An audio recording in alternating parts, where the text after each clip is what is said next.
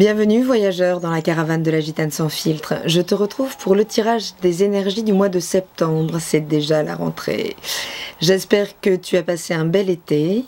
On va regarder ce qui se passe donc avec le tarot de Marseille, avec une arcane majeure pour avoir l'ambiance générale du mois. On ira détailler avec le tarot des mondes sauvages et inconnus par secteur de vie, sur lesquels on ajoutera une carte de l'oracle de Béline par secteur pour savoir quel est ton atout pour manœuvrer ce secteur de ta vie. Une carte de l'oracle du peuple animal pour voir quel animal accompagne, quel animal totem accompagne ta rentrée, avec une rune, et enfin une carte de l'oracle des chakras pour en carte conseil pour savoir un petit peu sur quelle couleur et sur quel chakra tu pourras compter ou tu devras travailler. Je vais battre les cartes, les étaler, les retourner et passer tout ça en accéléré, puisque le temps est une denrée précieuse dont je ne voudrais pas abuser. J'accélère tout et on se retrouve tout de suite pour la lecture. A tout de suite. C'est parti pour les Gémeaux.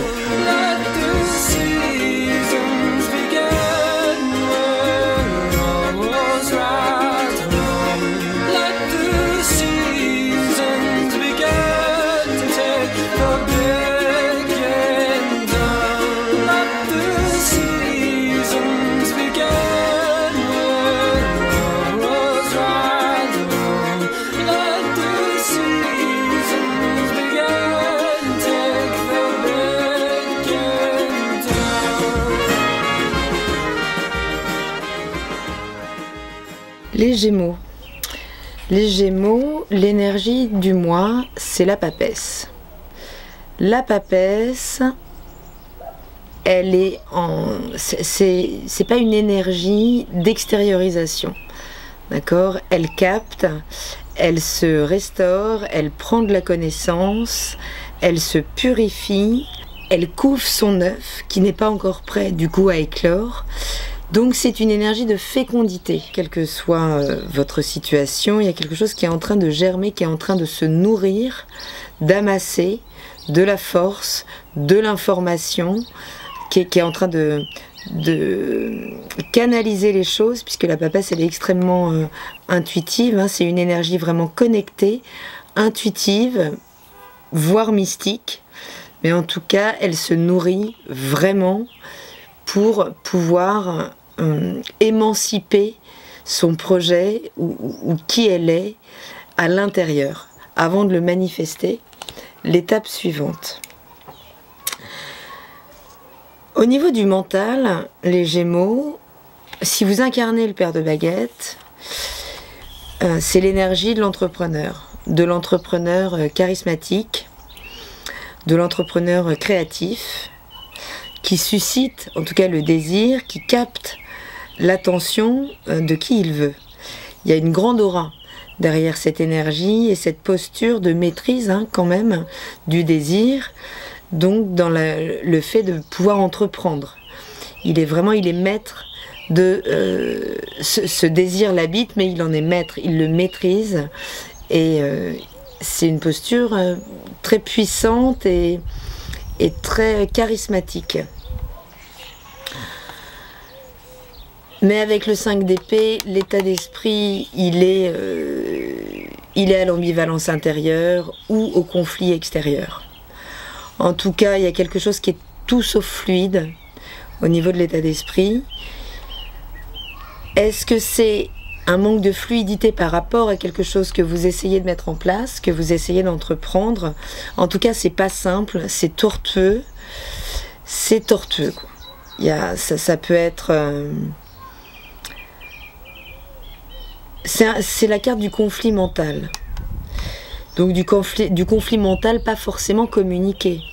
Mais le conflit mental, s'il n'est pas absorbé, s'il n'est pas géré et canalisé, s'il n'y a pas de porte de sortie, la porte de sortie, ça peut être l'interlocuteur, ça peut être l'autre, donc ça nous met dans un état d'esprit qui peut facilement nous mettre dans le conflit en communication, en verbal, avec l'autre. Ça peut être un conflit avec un employeur ou quelqu'un qui incarne cette posture d'entrepreneur, de figure très charismatique, très active qui nous renvoie à quelque chose de très difficile à digérer au niveau des pensées. Votre atout, si vous vous sentez d'autant plus enfermé avec le cloître, mais votre atout c'est quand même, c'est votre rigueur, c'est votre stature, c'est le fait de pouvoir miser sur votre position sociale ou votre position dans la famille, ou quel que soit en fait l'objet là du conflit intérieur. Vous avez conscience de vos possibilités, de votre expertise et de votre posture, et vous pouvez miser dessus pour sortir là de ces dimensions conflictuelles internes. On va voir comment ça circule. Au niveau de l'émotion, bah oui, les pensées créent les émotions. On est toujours dans le 5, donc la rose se fane un peu, les émotions sont pas au top, elle pleure un petit peu cette rose. D'accord, donc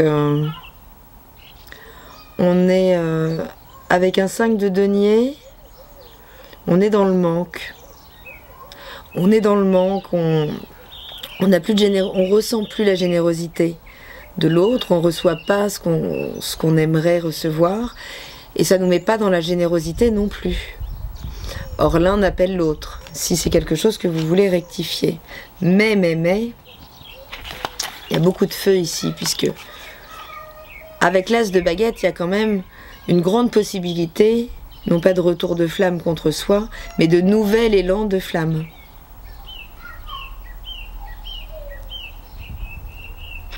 Et ce nouvel élan de flamme, ce désir-là, ça peut être une rencontre. Ça peut être une nouvelle rencontre si vous êtes célibataire et vous vivez le manque moins bien encore que d'habitude. Tous les espoirs sont permis. Les espoirs émotionnels, voire sensuels, puisque ce qui s'invite, c'est Mars. Ce qui s'invite, c'est Mars qui sera en balance au mois de septembre. Donc qui va travailler à l'harmonie, à la relation. Donc il s'agit ici là de vivre vraiment un nouvel élan émotionnel affectif très fort, très très fort, en tout cas plein de potentiel, qui vous demandera sans doute d'être proactif. Donc si vous voulez sortir, s'il y a quelqu'un à reconquérir une relation là qui bat un petit peu en ce moment de l'aile de l'énergie, tout est possible, mais il faut s'y mettre. Il faut le réveiller, ce feu. Mais il peut arriver de l'extérieur et ça peut être une rencontre qui le redéclenche, qui redéclenche une étincelle très très vibrante. Au niveau de la matière, les Gémeaux, on est en stand-by. Alors ça peut aller avec ces frustrations si on est dans le domaine professionnel ou d'acquisition d'immobilier ou autre, on peut se sentir coincé là. On peut se sentir coincé avec l'ermite. Alors, parce que ce sont deux cartes qui nous stoppent. Deux arcanes majeures, quand même. Donc là, la dimension matérielle, elle prend d'un coup... elle prend de l'importance dans votre vie, ce mois-ci, peut-être, les Gémeaux. Et c'est deux cartes de mise en retrait. L'une peut-être plus choisie, l'autre davantage subie. L'énergie du pendu, elle nous arrête, stop, parce que la direction est pas bonne et il faut mettre ce temps à profit pour voir les choses autrement et pouvoir à nouveau les redémarrer. Mais tant qu'on est bloqué sur sa position et sur surtout sa manière de vivre l'événement ou le système de pensée, on sera bloqué en initiation quelque part. C'est initiatique, le pendu. Alors que l'énergie de l'ermite, elle nous parle de solitude, de retrait, mais de retour aussi, de retour en arrière, pour finalement aller prendre de la sagesse. Donc quelque part là on s'arrête, mais peut-être on a été trop vite et pas forcément dans la bonne direction. Si ça coince, c'est pas pour rien. Si ça coince, c'est pas pour rien. Et à nouveau, votre atout, c'est Mars. Donc il y a un gros appel à l'action, mais pas n'importe quelle action ici, hein. C'est pas l'action tout feu tout flamme du bélier qui agit et qui réfléchit après. Loin s'en faut. Ici c'est même exactement l'inverse. Il s'agit de transformer le blocage qu'on capte là dans la matière pour accéder à ce qu'on veut acquérir ou à la reconnaissance, au regard qui se pose sur nos valeurs. Là, s'il y a quelque chose qui s'arrête, c'est bien parce que ça doit être reconsidéré. On freine pour ne pas aller dans le mauvais sens, pour pouvoir à nouveau faire référence à peut-être des expériences passées et comprendre pour pouvoir voir la chose à l'endroit et redémarrer. Ça peut survenir par un événement, donc pas un accident, on ne prend pas les choses au sens littéral. Ici, comme j'appelle le Béline en atout, j'utilise essentiellement la vibration de l'énergie de la planète. Donc à nouveau, ici, c'est l'action. Mais il n'y a pas d'action là. En fait, il peut y avoir un événement bloquant qui nous amène à revoir la situation intégralement avant de repasser à l'action. C'est comme ça que je le ressens. Puisque au niveau du désir, elle est là l'action. Elle est là l'action. Elle est là l'action, elle peut être professionnelle, surtout si vous êtes communicant dans la communication ou dans le voyage. Mais c'est Mercure qui se met au service de l'action dans le monde, concret. Et de la remise rectiligne, finalement, sur la route. Le chariot, il avance, il est guidé par son fort intérieur, par ses intuitions, il sait que c'est là qu'il faut aller. Il y a un mouvement très éclairé, mais par la terre. C'est-à-dire que ce sont les éléments dont on dispose qui jalonnent le chemin et qui nous permettent d'avancer. Contrairement au 17 à l'étoile, qui fait qu'on reçoit les informations, non pas de la terre, mais du ciel. Et ce 8 de bâton, c'est clairement une invitation au mouvement, à bouger. Il y a l'événement aussi là, hein, qui rentre et qui va nous amener à nous dépasser pour pouvoir atteindre l'objet de notre désir, que ce soit un projet, une relation, une personne. En tout cas, il y a quelque chose qui survient, il y a beaucoup de mouvements au niveau de la dimension de la création et du désir. Ça peut être une rencontre, hein, une rencontre amoureuse, pour le coup, qui peut relever la rose. Mais c'est comme s'il y avait un recadrage dans le chemin, puisque la papesse, elle n'appelle pas au mouvement. Elle est en gestation de quelque chose. C'est ici qu'on va pouvoir opérer une gestation plus juste, mieux éclairée, pour se remettre en mouvement, y compris en termes de négoce, de voyage, et que là, ce soit vraiment aligné avec nos désirs, avec notre chemin.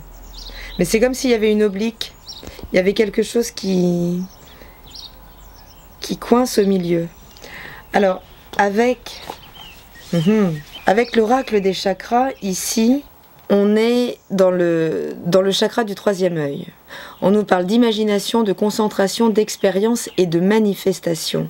Donc c'est là où peut-être on a voulu aller trop vite, en besogne, qu'on est retenu en arrière par des problématiques. En tout cas, ça se passe pas comme on veut au niveau du mental, et ça stoppe au niveau de la matière pour un recadrage qui peut se faire par la visualisation, par l'expérience, d'accord, de l'ermite, mais par vraiment la visualisation, se concentrer sur ce qu'on veut voir manifester. Donc ici, on est dans l'énergie de la papesse, on est en gestation, on revient pour améliorer l'imagination, pour que la manifestation soit beaucoup plus juste et beaucoup plus alignée.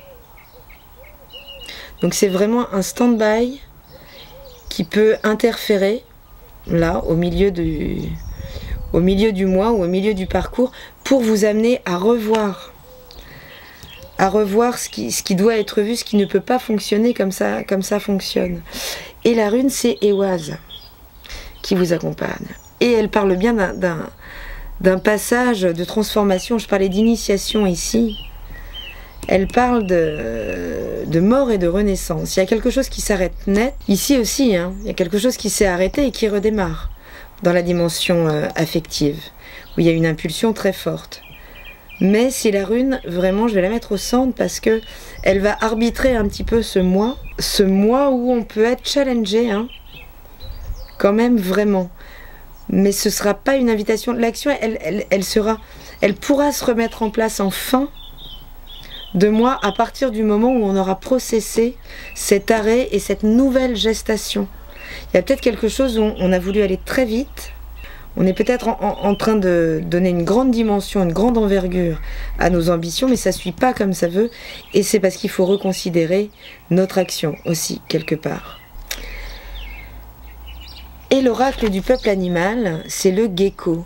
Alors j'adore, je ne sais pas si ça vous parle, le gecko ou le gecko.